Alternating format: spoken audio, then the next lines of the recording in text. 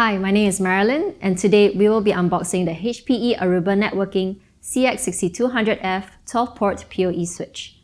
For more information, check out the other videos on our channel or the library on our website via the link in the description below.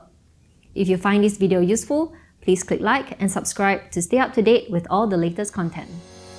This stackable access switch series is cloud managed and is ideal for enterprise branch offices and campus networks as well as small and medium businesses. Let's get to the unboxing.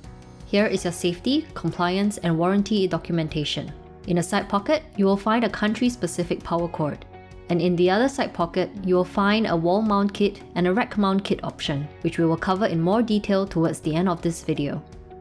There is nothing else in the box. Now let's have a closer look at the switch. On the front, we will find 12 gigabit PoE ports. In the middle, there are two 1 gigabit non-PoE ports, as well as two SFP Plus ports. Here is the reset button. You will need a pin to access it if you ever need to use it. Over here is the LED mode selector button, together with a selector indicator. The switch comes with two console port types, USB-C and the traditional RJ45. Please note that a console cable is not included with the switch. You will need to order it separately if required. There is a dedicated out-of-band management port and a USB auxiliary port. At the bottom, there is an orange insert that contains the switch part number, serial number, and a MAC address. At the back, you will find a power socket, grounding lug, and a Kensington lock socket. You can see that the switch has perforated air vents on three sides, as well as on the top. You will also notice a large passive heatsink running through the middle. It is important to keep all four sides of the switch free from obstacles during operation, as this switch is completely fanless. With a 139-watt PoE budget, it can get relatively warm. Let's have a look at the included mounting options that ship with the switch.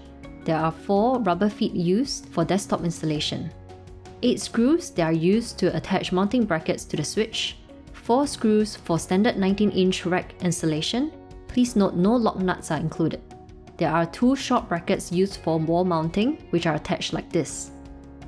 Please note that the switch should be positioned with ports facing either left, right, or towards the bottom to ensure that the air vents are always facing away from the wall and up for optimal airflow. Ports facing left, right, and downward. And finally, there are 2 long brackets used for the standard 19-inch rack installation. These are attached like so using the screws provided.